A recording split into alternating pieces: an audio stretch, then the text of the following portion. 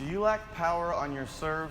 It can be so frustrating to not have a power serve, as it can give you so many free points. I'm Jeremy with Fundamental Tennis, and I want to help you find your power killer. If you enjoy this video, make sure to subscribe and click the notification bell so you don't miss out on any future videos. I'm going to tell you why you are lacking power on your serve, and I'm going to give you the fix to help you create that power. Make sure to stay to the end of the video, as I'm going to show you the #1 contributor to serve power, and I don't think it's what you expect. Now, let's get you some effortless serve power. I want to talk about 5 very common power killers that I see, and the first one I want to talk about is a shallow racket drop. Now, a racket drop means that the racket goes down the back here before swinging up to the ball.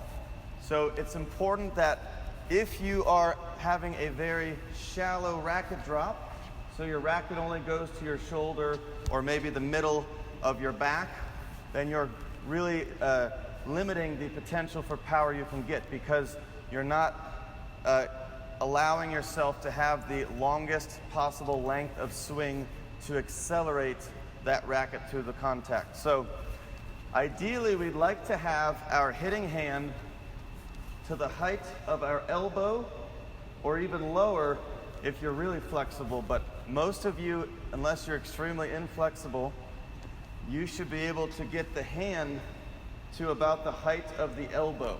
Now, this takes a lot of practice, isolated practice, in which you're serving into a curtain, serving with an unstrung racket, serving from close to the net. You're not going to be able to do this in a match or in practice right away. You need to take some progression, something I'm thinking about doing in a future video. So it's important that, again, the racket needs to go all the way down to about the waistline or even lower than that, because if you have a shallow racket drop, for example, you only get to here, then you're not going to have much of a runway. You don't have a lengthy runway to accelerate that racket. So a deep racket drop is key so you can maximize your power.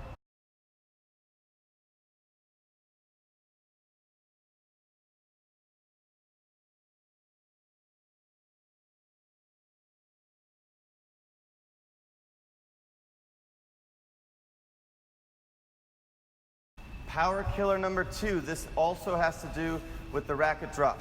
I often see people have a good racket drop, maybe, a deep racket drop, however, they stop during the racket drop. So their swing completely stops for various reasons. It could be too high of a toss, that's the most common one. It could be too fast of a motion in the beginning. The serve should be slow to fast rhythm-wise.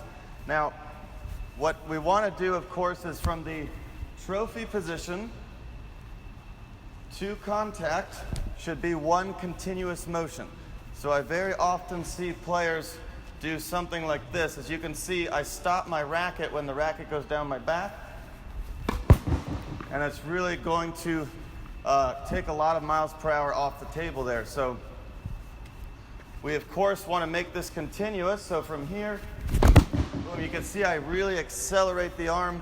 There should not be any slowdown or stopping during the racket drop. So once again, we don't want a stop here.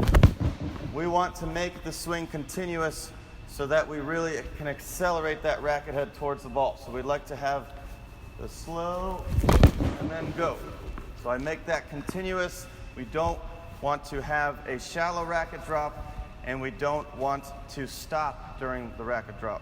Power killer #3. This has to do with rhythm. We just briefly talked about rhythm.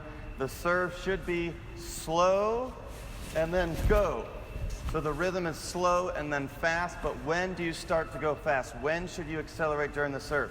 Many players accelerate too late, and that's going to decrease the amount of power that you can get. So the time to accelerate is when your right arm, or your dominant arm, is in this L position here. The tip of the racket is pointing towards the ceiling or the sky. That's the time to accelerate. So if I do my motion here, I'm in my ready position, I go slow, and then right here, then it's go. That's the time to accelerate, okay? So it's basically, if you're preparing to throw a ball or a football, that's the time when you start to accelerate in your service motion. So a lot of people, instead of starting their acceleration here, they start their acceleration here, or maybe right before the upward swing. So it's important that you start the acceleration at the right time. You definitely don't want to accelerate too late, because then you're, again, leaving power on the table. So this is what it'll look like if you accelerate too late. Okay, remember, I want to accelerate here. Now watch when I accelerate. Watch closely here. Too late. Now watch this. I'll do it the correct way. You'll see I go slow, and then once I get to this position, I really accelerate. Here we go.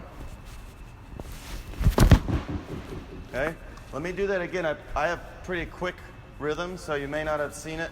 I'm going to go slow, slow, and then go. So you see, there's almost a pause here.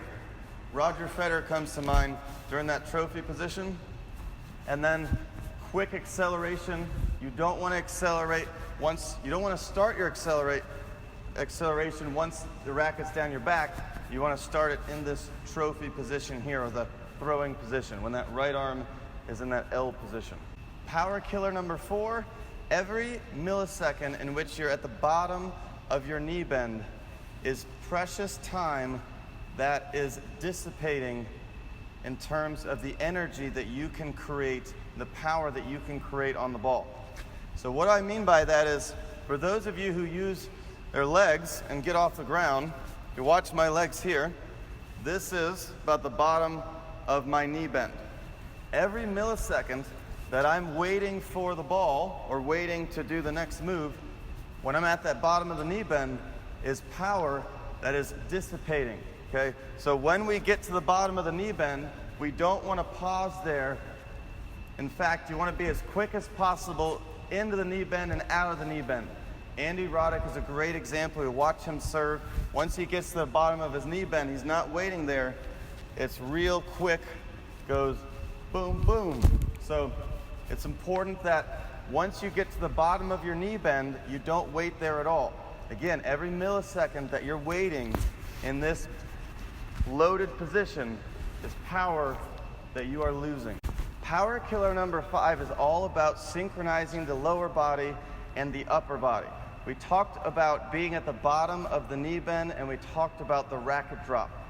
Now it's time to synchronize both the lower body, the knee bend, and the upper body, the racket drop. This is maybe the biggest power killer of all 5 power killers that I've talked about, and it's a very common one. It's really going to help you increase power tremendously if this is an issue for you, and it very likely is.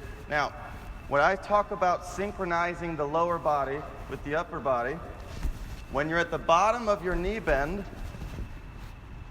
the racket should not be behind the head. The racket should not be behind the back.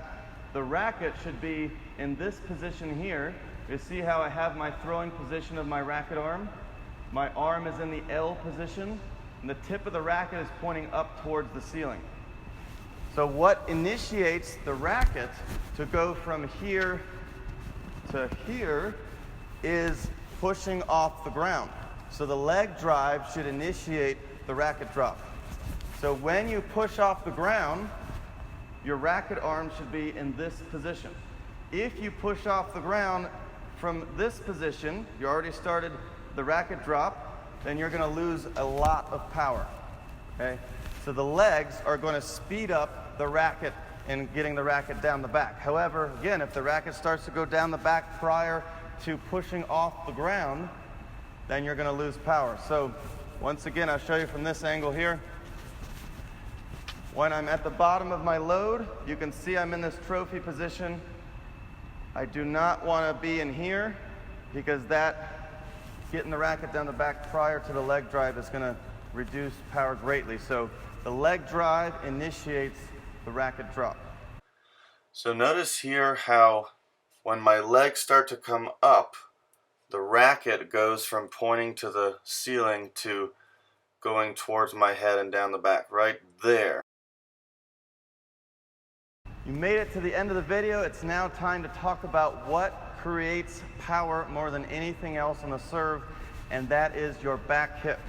So as a righty, that's going to be your right hip. Now, what do we do with this back hip? Well, first, we need to turn away from the net with our hips. So we have hip twist rotation, and then we're going to bend our knees so we load a majority of our weight on the back foot, especially if you are a platform server. So once again, we turn the hips and we load on the back foot. So we have a majority of the weight on your back foot or on that back hip.